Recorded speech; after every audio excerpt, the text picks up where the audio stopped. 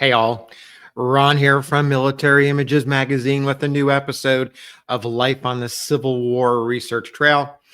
Today we're going to a day in 1862 in Concord, the capital city of New Hampshire, where photographer Lafayette V. Newell, pictured on the left, received a letter from his twin brother Albert, shown on the right, who was a private in the Granite State's 12th Infantry. Albert wrote from camp at Point Lookout, Maryland, where he and his fellow soldiers guarded a military hospital and a depot. In his letter, Albert suggested that Lafayette come down to Point Lookout with his camera to photograph soldiers. Though the letter is lost, it is likely that Albert mentioned that with so many men packed into one place, business was sure to be brisk and lucrative. At this time, Lafayette practiced his craft in partnership with the Baker brothers. Andrew Jackson Baker and George Washington Baker, they happened to be twins just like Lafayette and Albert. Lafayette considered Albert's suggestion. Photography had not been his regular occupation or his original calling. One of 13 children born to farmers Thompson and Sophia Newell in Barnstead, New Hampshire, and one half of two sets of twins in the family, Lafayette started out in life as a penmanship teacher in nearby Concord. He also wrote address cards drawing praise for his work by one writer who noted that the work he did bore the qualities of the kind of engravings you would find on a copper plate. Then in 1856, when he was about 23 years old, Lafayette tried his hand at photography, making daguerreotypes, the first successful form of commercial photography. But it didn't last. He quit after only about 6 months and moved to nearby Portsmouth, where he married Annie Ryder, the daughter of a grocery store owner. Lafayette remained in his newlywed wife's hometown and returned to teaching penmanship. He also clerked for a local beer brewery. Then the war came. It was in 1861. Lafayette went back to Concord and resumed the practice of photography, this time joining the Baker brothers, the twins. Business was especially good in town thanks to military training camps for thousands of volunteers in and about the city. Then, a year later, came Brother Albert's letter from Point Lookout. What motivated Lafayette to act is lost in time, but act he did. When exactly he left Concord and the Baker brothers is unclear, but he did leave for the South. He likely traveled by train with his camera and supplies through Boston, New York, Philadelphia, arriving in Baltimore, where he paused to purchase lumber. We know this for sure. After he and the lumber arrived at Point Lookout, Lafayette constructed a studio of about 25 by 12 feet and opened his gallery. To this day, no images or a detailed description have been left behind that discusses what the building actually looked like. But it is likely that it had an opening in the roof to let in light, and inside, the room was probably subdivided to have a place for his camera and his subjects to pose, a place to develop negatives, and to store the glass plates, the paper, the chemicals, and other supplies. Let me share this image with you. We get a sense of Point Lookout and what it looked like thanks to this 1864 lithograph. What I'm not showing you here is the margin below the image where most of the buildings are numbered and keyed. Now I want to bring your attention to one of the numbers. This is number 30. If you look at it, it's right in the center, this small, what appears to be an outbuilding in the center of this section of the print. This is the gallery of an officially sanctioned Army photographer. His name was J.C. Spaulding. He might have been some competition to Newell, but he definitely was there as a photographer, and his building is listed in 1864. Now, this lithograph also shows, and let's move to the next slide here, where we'll see the camp of Brother Albert's 12th New Hampshire Infantry. It's located towards the center and a little bit towards the top here. This is the actual campsite of the 12th Infantry. Their job was to guard the Confederate prisoners.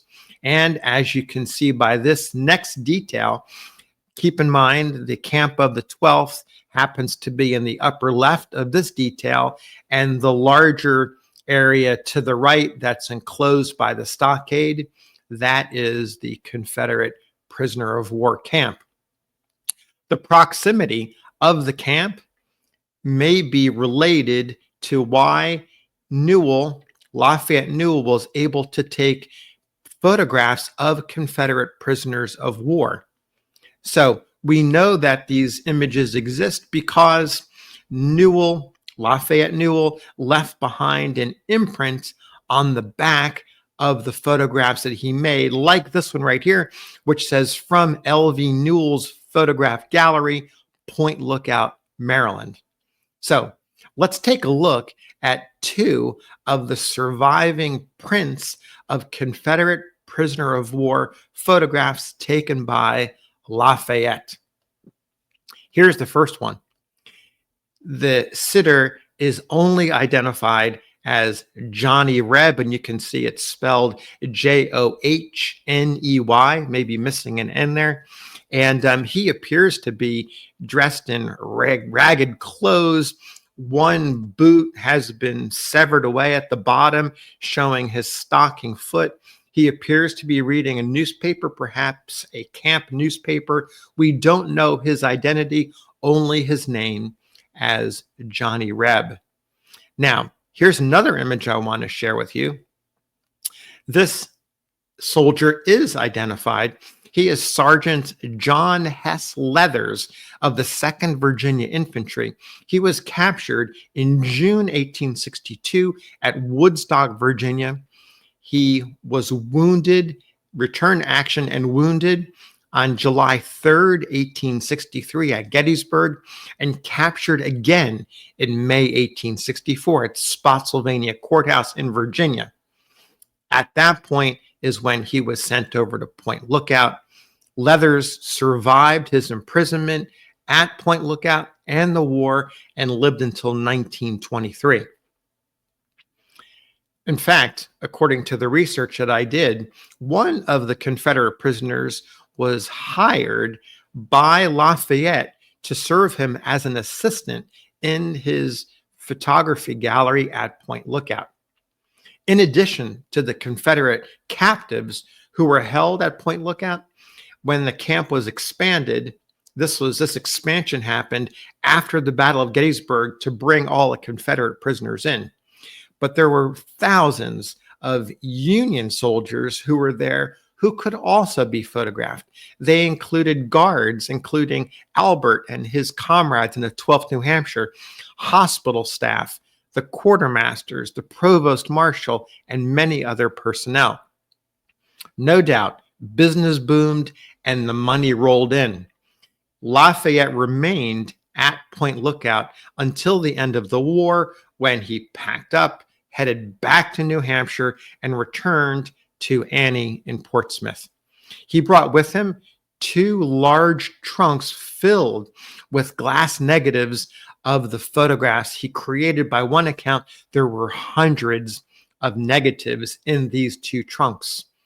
The number could have been higher, but easily hundreds of original glass negatives.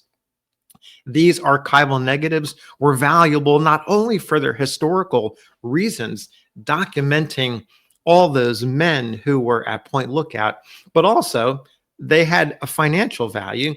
Lafayette could at any time make paper prints from those glass negatives. Each of those prints would look as great as the first one made, and those could all be sold for additional money if he needed it or if he wanted to take the time. Those 2 trunks of negatives, after arriving back in New Hampshire and Portsmouth were stored in the attic of a building located in Portsmouth at Bow and Penhallow Streets. That building is important because on the bottom floor was a grocery store. That was the grocery store that his father-in-law, John, owned. At this point, Lafayette left the photography business and joined his father-in-law in the grocery store. Now, this is about 1865, 1866. Flash forward 10 years until the late 1870s. Lafayette, for some reason, had become curious about those two trunks. Maybe he was in a mood to reminisce, had a little nostalgia for those heady days of being a photographer at Point Lookout. Maybe he was thinking about making some extra money. He wanders upstairs to the attic to visit his two trunks of negatives. He gets into the attic, and to his horror, he discovers that the locks of the trunks have been broken, the trunks have been opened, and all of those negatives have been smashed into shards of glass and strewn across the attic floor. The culprits were believed to be boys who somehow had got into the building and maybe didn't know what they were doing, did not realize the value, and were just having what they thought was fun smashing up this glass. The bottom line is that Lafayette's most important contribution to the Civil War, 2 years of documenting Union soldiers and Confederate prisoners at Point Lookout, were forever gone. That precious archive lay before him in a pile of shattered glass, never to be pieced back together again. According to one report, the grief of that day stayed with him for the rest of his days. However, the loss also encouraged him to return to photography. He couldn't recover what he lost, but he could make new memories. He opened a studio and, for the next 3 decades, more than 30 years, captured various scenes and people in and around Portsmouth. Lafayette lived until 1914, dying at age 80. His twin brother, Albert, survived him. So did his wife, Annie, and a son, John, who inherited his father's collection of Portsmouth photographs. This archive of images survived time, unlike those Civil War negatives, and reside today in the Strawberry Bank Museum in Portsmouth. Original prints of Lafayette Civil War photography can be found in private and public collections. The Confederate prisoners I showed you are part of the Library of Congress collection. Many of his images are also reproduced in the regimental history of the 12th New Hampshire Infantry, Brother Albert's Regiment. So thanks for listening. We'll see you on the next episode of Life on the Civil War Research Trail.